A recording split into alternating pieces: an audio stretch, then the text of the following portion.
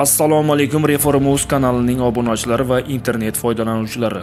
Biz boshladik. Putin Ukrainani ochiqcha ogohlantirdi.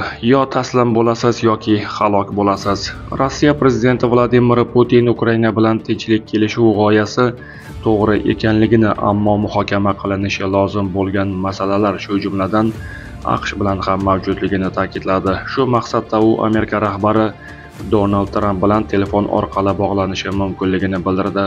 Joylardagi vaziyat qanday rivojlanishiga qarab, mojaroni to'xtatish bo'yicha keyingi qadamlar haqida kelishib olamiz, dedi Putin.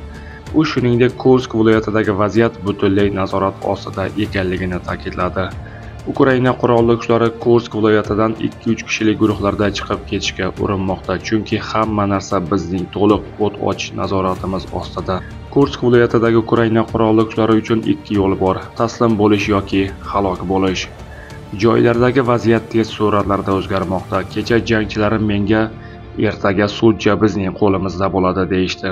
Bugun xuddi shunday bo'ldi, deya qo'shimcha qildi Putin. Uning so'zlariga ko'ra, Rossiya qo'shinlari deyarli barcha jang maydonlarida hujumga o'tmoqda. Yeshavor.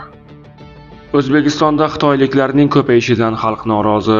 Yeni Shafaq. O'zbekistonda xitoyliklarning ko'payishi oddiy xalq orasida jiddiy xavotirlarga sabab bo'layotgani hatto xorij nashrlarining ham e'tiborini tortdi. Jumladan Turkiyaning Yeni Shafaq nashri o'zbekistonliklarning aksariyati mamlakatda Xitoyning ta'siri ortib borayotganidan norozi ekani haqida yozdi. Yaqinda O'zbekiston va Xitoy o'rtasida 2025-yilning aprelida kuchga kiradigan 30 kunlik vizasiz rejim to'g'risidagi kelishuv imzolandi. Bu esa jamoatchilik o'rtasida yangi munozaralarga sabab bo'ldi. Xitoy kompaniyalarining tez sur'atlarda kengayishi, yirik investitsiyalar va turli ommaviy tadbirlarning o'tkazilishi iqtisodiy raqobat, madaniy ta'sir va yer masalalari bo'yicha xavotirlarni yanada kuchaytirmoqda.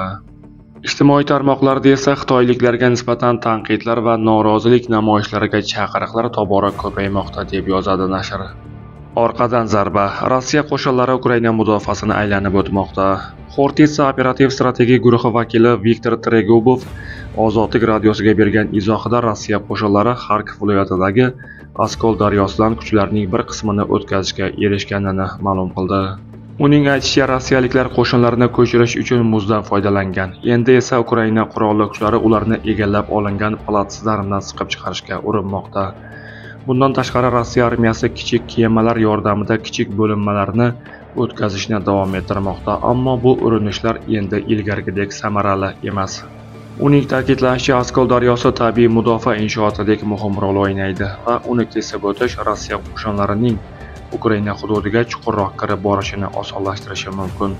Deep State xaritasiga ko'ra, Oskolning qarshi qirg'og'ida platsdarm yaratilishi Kupyanskdagi Ukraina qo'shinlariga tahdid soladi, chunki bu rossiyaliklarga shimoldan orqa tomonga o'tish imkonini berishi mumkin.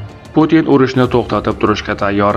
Rossiya Ukraina bilan 30 kunlik otash kesim tarafdori. Bu haqda prezident Vladimir Putin gapirdi.